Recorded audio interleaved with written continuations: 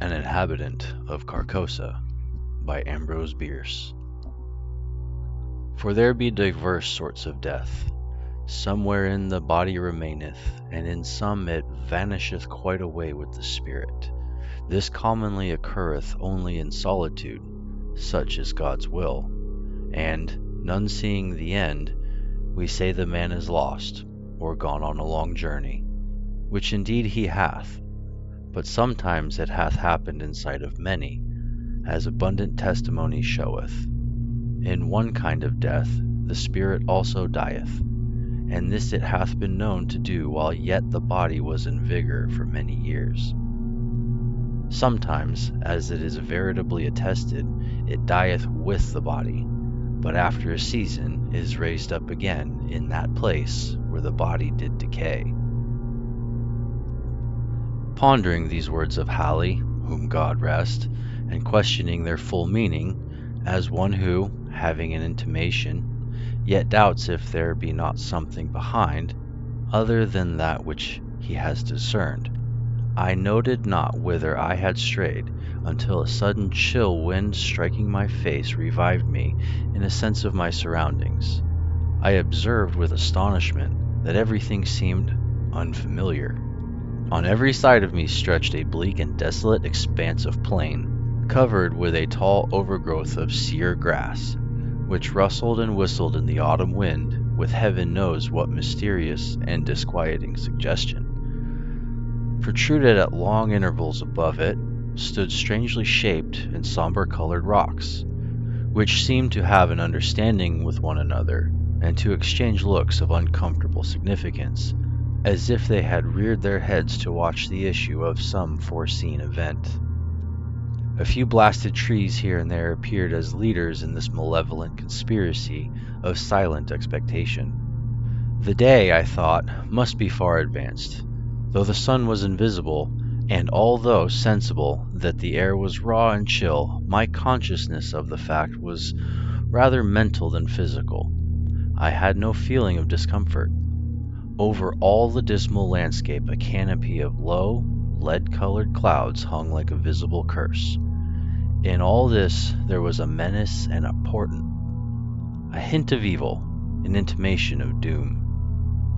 Bird, beast, or insect there was none. The wind sighed in the bare branches of the dead trees, and the gray grass bent to whisper its dread secret to the earth. But no other sound nor motion broke the awful repose of that dismal place. I observed in the herbage a number of weather-worn stones, evidently shaped with tools. They were broken, covered with moss, and half sunken in the earth. Some lay prostrate, some leaned at various angles, none was vertical. They were obviously headstones of graves, though the graves themselves no longer existed as either mounds or depressions. The years had leveled all. Scattered here and there, more massive blocks showed where some pompous tomb or ambitious monument had once flung its feeble defiance at oblivion. So old seemed these relics, these vestiges of vanity, and memorials of affection and piety, so battered and worn and stained, so neglected, deserted, forgotten the place, that I could not help thinking myself the discoverer of the burial ground of a prehistoric race of men whose very name was long extinct. Filled with these reflections, I was for some time heedless of the sequence of my own experiences, but soon I thought, how came I hither? A moment's reflection seemed to make this all clear and explain, at the same time, though in a disquieting way, the singular character with which my fancy had invested all that I saw or heard. I was ill. I remembered now that I had been prostrated by sudden fever, and that my family had told me that in my periods of delirium I had constantly cried out for liberty and air, and had been held in bed to prevent my escape out of doors. Now I had eluded the vigilance of my attendants, and had wandered hither to where? I could not conjecture.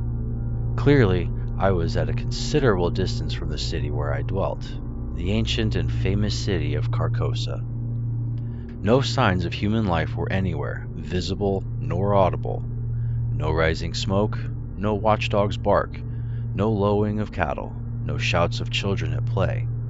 Nothing but that dismal burial place, with its air of mystery and dread due to my own disordered brain. Was I not becoming again delirious, there beyond human aid? Was it not indeed all an illusion of my madness? I called aloud the names of my wives and sons, reached out my hands in search of theirs, even as I walked among the crumbling stones and the withered grass. A noise behind me caused me to turn about. A wild animal, a lynx, was approaching. The thought came to me, if I break down here in the desert, if the fever return and I fail, this beast will be at my throat. I sprang toward it, shouting. It trotted tranquilly by within a hand's breadth of me and disappeared behind a rock. A moment later, a man's head appeared to rise out of the ground a short distance away. He was ascending the farther slope of a low hill, whose crest was hardly to be distinguished from the general level. His whole figure soon came into view against the background of gray cloud. He was half naked, half clad in skins. His hair was unkempt, his beard long and ragged. In one hand he carried a bow and arrow. The other held a blazing torch with a long trail of black smoke. He walked slowly and with caution, as if he feared falling into some open grave concealed by the tall grass. This strange apparition surprised, but did not alarm, and taking such a course as to intercept him, I met him almost face to face, accosting him with the familiar salutation, "God keep you." He gave no heed, nor did he arrest his pace. "Good stranger," I continued, "I am ill and lost. Direct me, I beseech you, to Carcosa." The man broke into a barbarous chant in an unknown tongue, passing on and away. An owl on the branch of a decayed tree hooted dismally and was answered by another in the distance. Looking upward, I saw through a sudden rift in the clouds Aldebaran and the Hyades. In all this there was a hint of night, the lynx, the man with the torch, the owl. Yet I saw even the stars in absence of the sky. I saw, but was apparently not seen nor heard. Under what awful spell did I exist? I seated myself at the root of a great tree, seriously to consider what it were best to do. That I was mad I could no longer doubt, yet recognize a ground of doubt in the conviction. Of fever I had no trace. I had, withal, a sense of exhilaration and vigor altogether unknown to me, a feeling of mental and physical exaltation. My senses seemed all alert. I could feel the air as a ponderous substance. I could hear the silence.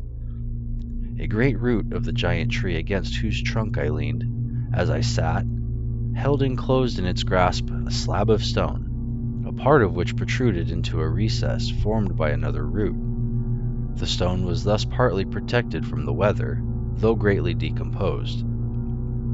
Its edges were worn round, its corners eaten away, its surface deeply furrowed and scaled. Glittering particles of mica were visible in the earth about it, vestiges of its decomposition. This stone had apparently marked out the grave of which the tree had sprung ages ago. The tree's exacting roots had robbed the grave and made the stone a prisoner. A sudden wind pushed some dry leaves and twigs from the uppermost face of the stone. I saw the low-relief letters of an inscription and bent to read it. "God in heaven, my name in full, the date of my birth, the date of my death." A level shaft of light illuminated the whole side of the tree as I sprang to my feet in terror. The sun was rising in the rosy east. I stood between the tree and his broad red disk. No shadow darkened the trunk. A chorus of howling wolves saluted the dawn. I saw them sitting on their haunches, singly and in groups, on the summits of the irregular mounds and tumuli filling a half of my desert prospect and extending to the horizon. and then I knew that these were ruins of the ancient and famous city of Carcosa. Such are the facts imparted to the medium Beyrols by the spirit Hoseb Alar Robardin.